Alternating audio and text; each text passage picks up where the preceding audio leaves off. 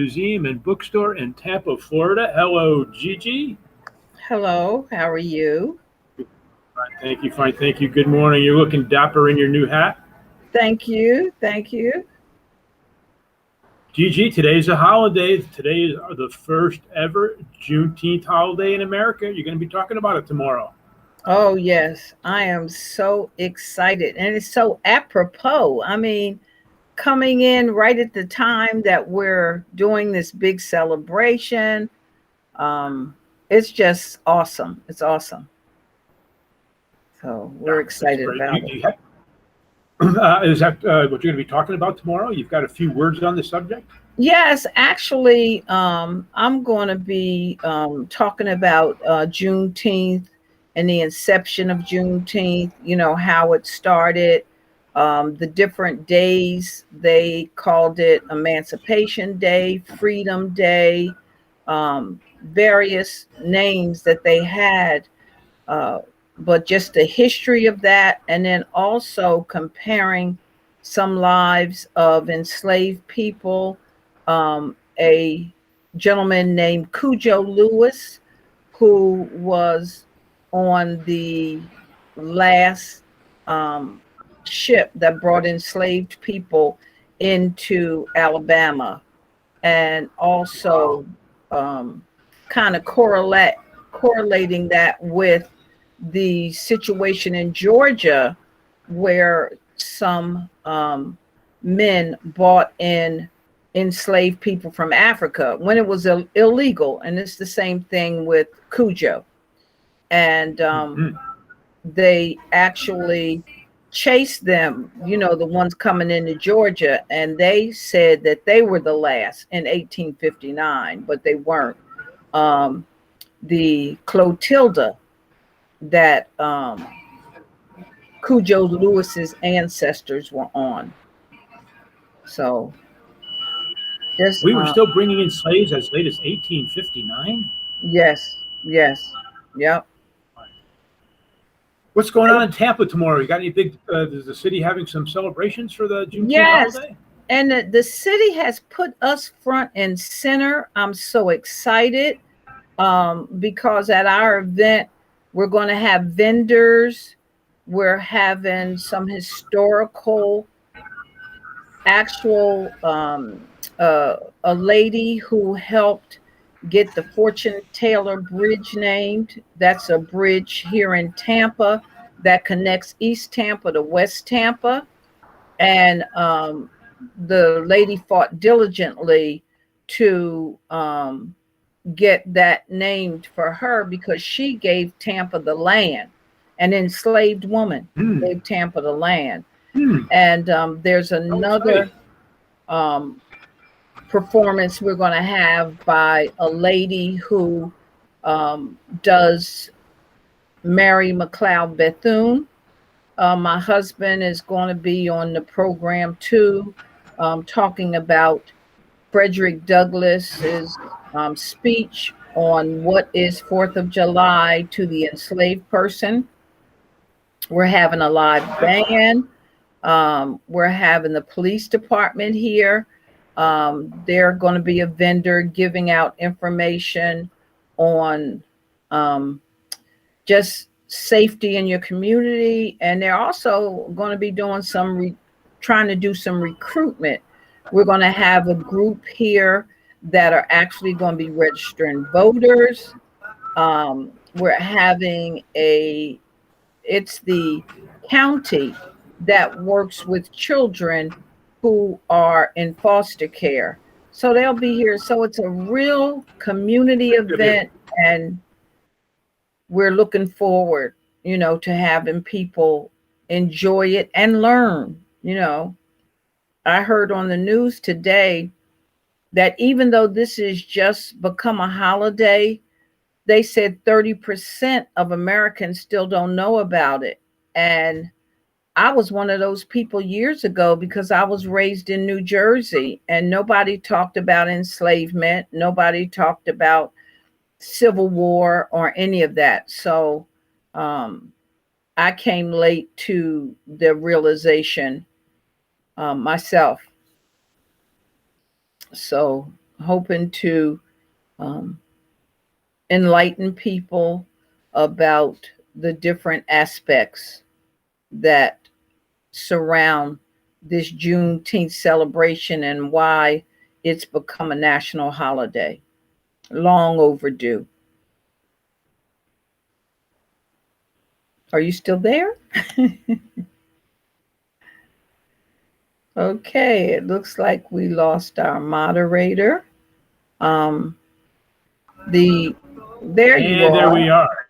I thought you had left me. All right. Well, I didn't. I just came right back. Well, Gigi, we're glad that you were able to carve a few minutes out of your day to join us tomorrow.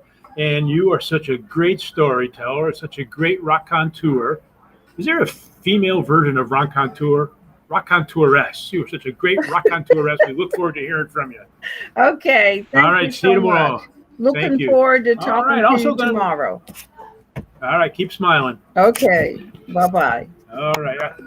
Also with us on the show tomorrow is going to be Chris Brown, the owner of Brown Bindery and Conservation in Wichita, Kansas. I think there he is. Chris, hello. Hi, how you doing? Fine, thank you. First time for you and I to meet. Yes, it is. Oh, look at all that heavy, expensive equipment you've got behind you over your shoulder. What's going on back there? What kind of bookbinder and conservationist are you?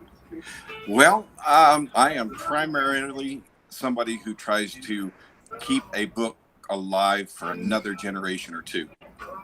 I'm not fond of doing a restoration or an artistic recreation of anything. I just want to make a book last and give help and pleasure to another couple of generations. Whether it's the family Bible or it's a good storybook or a cookbook.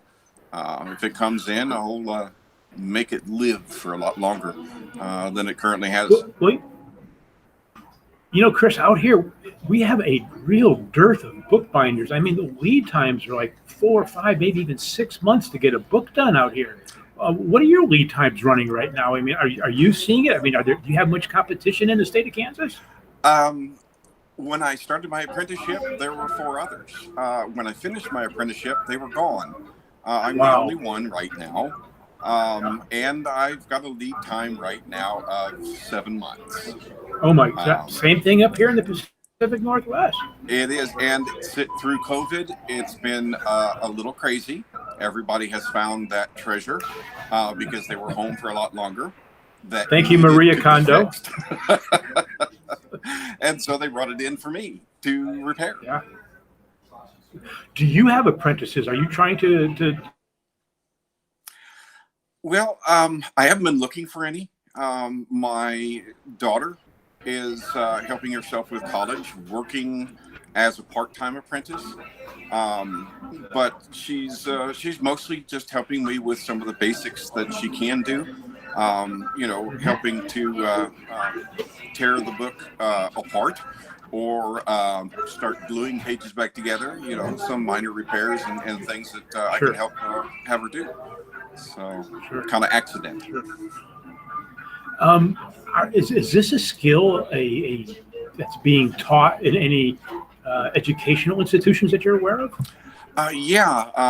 There are several institutions. There's American Bookbinding Academy in Colorado. There's the Bennett Street School on the East Coast. I believe it's in Boston. There's also the University of Iowa Center for the Book. Virginia has an extensive conservation. Okay, so people are being trained. Yep, they are. It's wonderful. Good.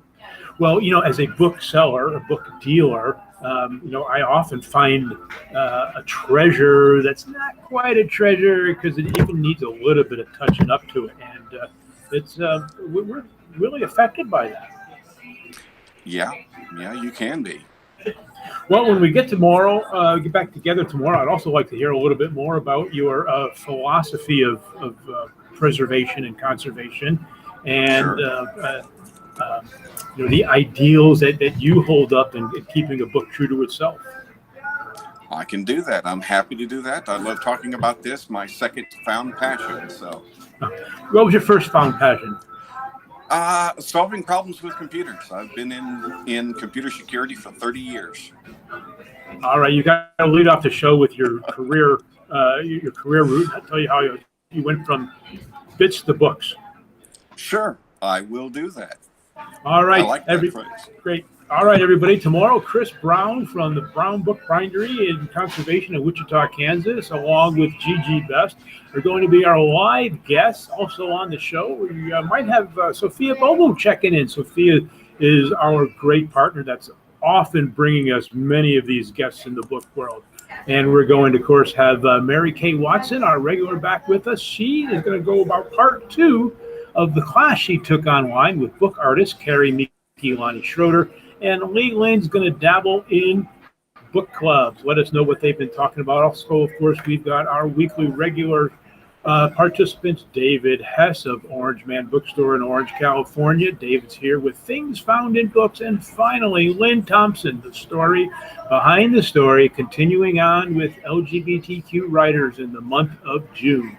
All right, everybody, that's it. Keep smiling out there. We'll see you live and in living color Saturday on YouTube or on Facebook. If you miss us, you can pick us up anytime on your favorite podcast, Google Cast, or wherever fine podcasts are given away for free. The Rare Book Cafe, where the conversation is priceless.